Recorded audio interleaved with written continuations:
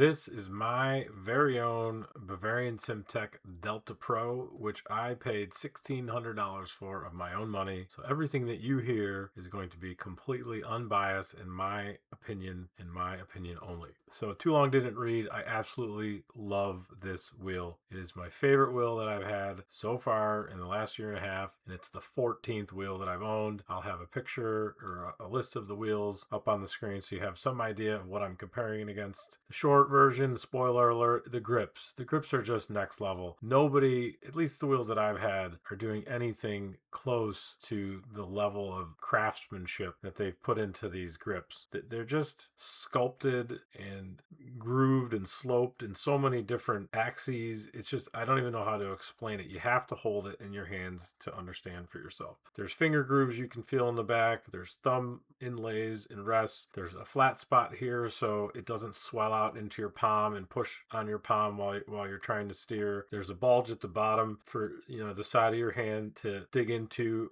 when you're turning and taking your thumb out of the wheel. They've just thought of everything. I had a Bavarian Simtec Alpha, and I didn't like those grips. I sold that wheel, so I'm not a fanboy of Bavarian Simtec. If anything, I'm a GSI fanboy. I love the GSI community, but this is the only wheel that I've had that has made me want to stop shopping for wheels. So if that's all you needed to hear, you can stop watching right now. If you want to know a little bit more, keep watching. So briefly, we can talk about the normal stuff that people talk about: buttons and shifters and knobs and rotaries. For me, all I care about is you push them and something happens. I don't care, how much, like people talk about actuation force, and I don't get into all that.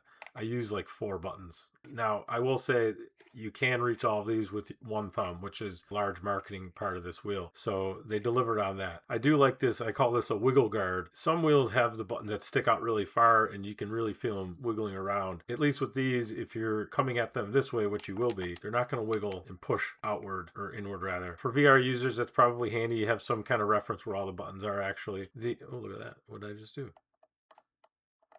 Apparently one of these is bound to brightness. Oh, it's this one.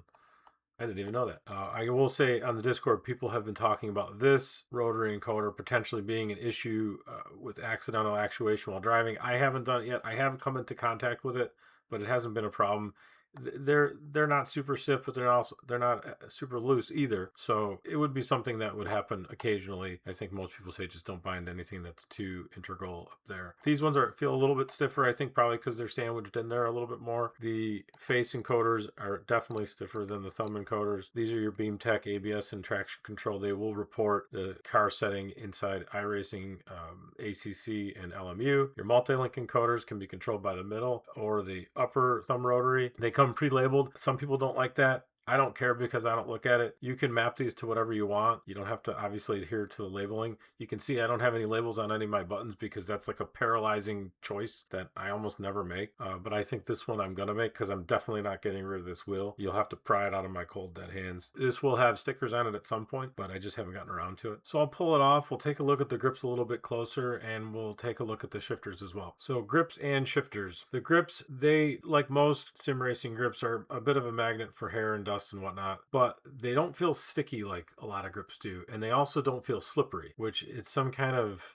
wizardry that they've performed on this material, because I haven't had one that was neither. They're usually slippery or sticky. Like the Asher grips feel good, but they're sticky. These have no stick and they also have no slip. You can see just by the way the light hits this, you can see all the different little nuances they put into the grips. You can see you have a slope and an inlay there for your fingers. You have one right here. So it's obvious that they put a lot of time and a lot of effort into these grips. They had said in the Discord they have like multiple race car drivers that drive with these wheels for hundreds of hours prior to them going to production. So whoever was involved in the process definitely deserves a lot of credit. And I just noticed there's even a nice finger groove right there. I actually hadn't even noticed. So these are their new next gen shifters. There's absolutely no, well, maybe a little bit on this one. I was gonna say there's no wiggle, but very, very minor up and down wiggle. But obviously we don't do that while we're racing. Again, with shifters, if it changes the gear when you push it, I'm happy. However, I haven't, because I knew I was going to make this video, I haven't kind of like consciously trying to be present in the mind when I'm pulling on these shifters. And they are fairly short, and they're very easy to trigger, which is great. And they're a lot quieter than the Alpha, a lot quieter. The Alpha was a thunder strike every time you pull the shifter, at least the one that I had. But yeah, they're stiff, but not too stiff. You know, they don't feel flimsy in any way, shape, or form. I mean, for the amount of money, they shouldn't. So yeah, next gen shifters, another win for this wheel. And another reason to upgrade. You want the new shifters, you want the new grips. This is the only wheel that has it. Not even the Omega Pro version 2 has it. And I had an Omega Pro version 1, which I loved. Second favorite grips to date, Omega Pro version 1.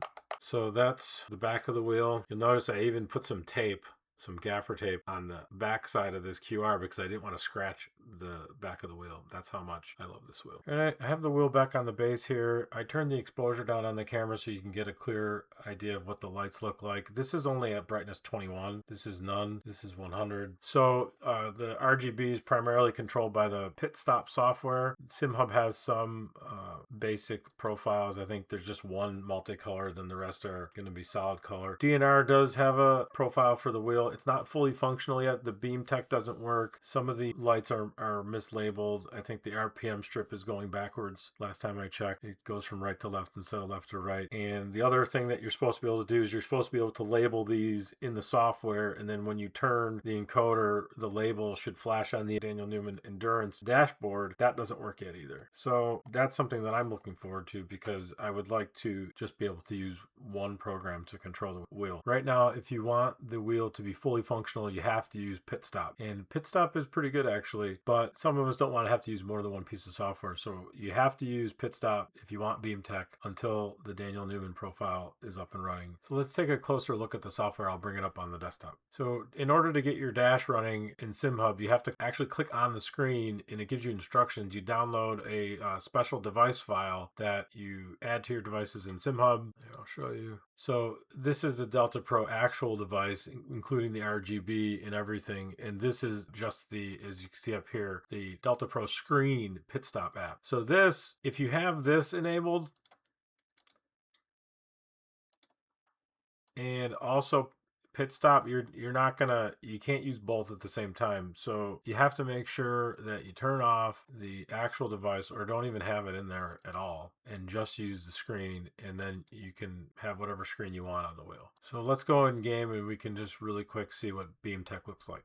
All right, here we are at LMU. We're in the garage. I'm going to increase these a little bit so they show up on the left side of the encoder ring. ABS will show up on this side, and just traction control. I changed the other ones, but they're not going to show up. Only the base traction control will show up on the left. So when I hit drive, the 8 should be highlighted on the right for traction control, and the 9 should be highlighted for ABS. So that worked. 8 and 9. Now, the other cool thing in LMU, there's segments for ABS. It's understeer, balance, and oversteer. They actually, and I noticed this today, they actually have those color coded as well. How helpful is this stuff? I don't know. Is it cool? Yeah, it's cool. One thing I've noticed with LMU, and I don't know if it's the wheel or if it's the game, but this will get decoupled if you turn it too fast. So we're on 8. Let's go back to the game. Let's see. 7. We're still 7. Now it went to 5. I don't know why it does that, and I hope somebody from Bavarian sees this and figures out why, because it drives me nuts. We're 6, but it went to 5 in the game. So now it doesn't line up anymore. I hope that's just something that's a software related issue and it's not my wheel. It reports correctly when you start the car. If you mess with it too much, it desyncs for some reason. Like I said, hopefully that gets fixed. Finishing up with the software section very briefly, you have your brightness sliders as we saw before.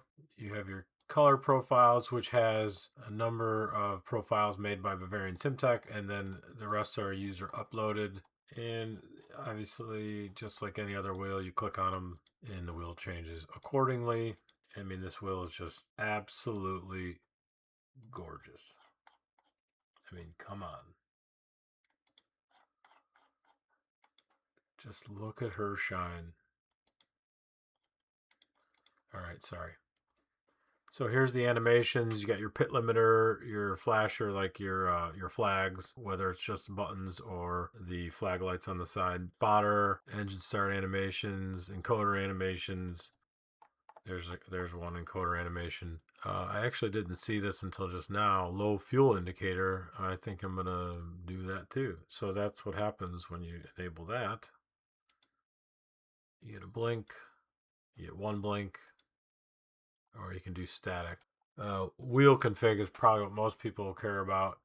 This is where you control which rotary is tied to the multi-link encoder. It's either top or middle. You have your clutch mode, your clutch master, your bite point, dead zone, and calibrate. I don't use any of that because I don't ever touch the clutches, not yet at least.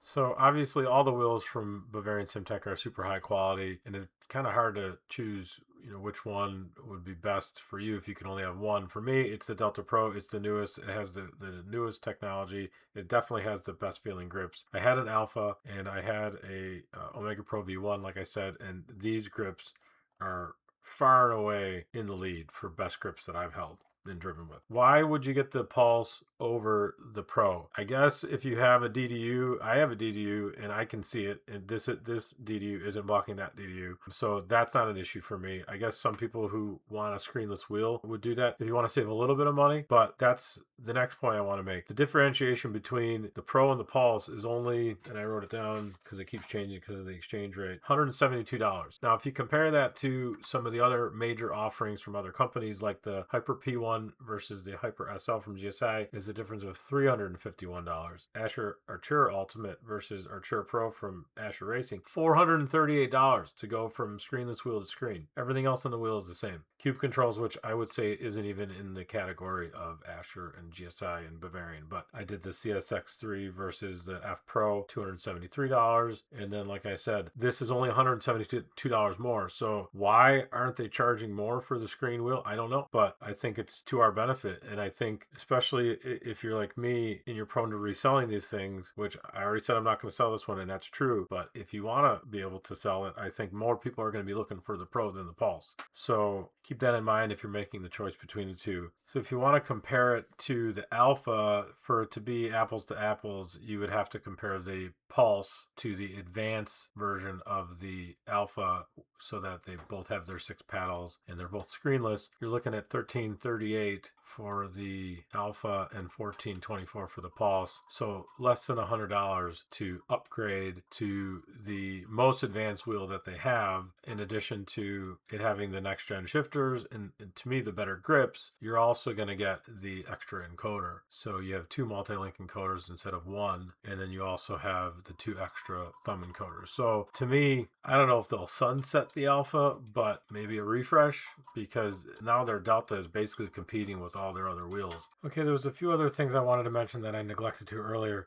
Number one, they do have a new pit stop app, Bavarian does, that's going to be coming out in February that will support dashes. So hopefully by next month, if we want, we'll be able to do everything that we need to do in just pit stop and not have to use SimHub for the wheel at all. Number two, there was an additional benefit to the Pro versus the Pulse that one of my friends pointed out on the Discord, that the light diffusion for the RPM strips and the flag lights is glass on the Pro versus sticker on the Pulse. Also, the Pulse has the angled flags and the Pro has the kind of the more traditional vertical flag lights. So that's something else to consider when you're weighing your decision between the Pulse and the Pro. Lastly, I didn't talk about force feedback and overall build quality. Obviously, there's absolutely zero flex with this wheel whatsoever. It's one solid block of aluminum that they carve it out of. It's got the carbon fiber front plate, mostly just to protect the giant sticker that's underneath here for the diffusion of all the RGB lights for the encoders and the insignia. I mean, I don't know what kind of aluminum this is. It's like adamantium. It's the most solid piece of hardware of anything that I own. It's unbelievable. And just the quality of feedback resonance is excellent. Obviously, you can get a $400 wheel that has similar features and functions, but you're not going to get the build quality. And once you have something like this, it's really hard to go backwards to something like a Conspit 300 GT, or I would imagine the Moza Cash Pro or the GT Neo. For me, I think having one high quality wheel in this price range is optimal, one that hopefully can be relevant and applicable to all the driving scenarios that you're interested in. I'm not somebody who's going to have 6 or 7 $1,000 to $2,000 wheels adorning my wall and have one that I just like to use all the time. This is going to be my one wheel that I use for all the driving I do in LMU and AMS2 and a little bit in iRacing. So I think that's about it. Thank you for watching. I hope this helped. And if you have any questions, feel free to ask in the comments. Thank you very much.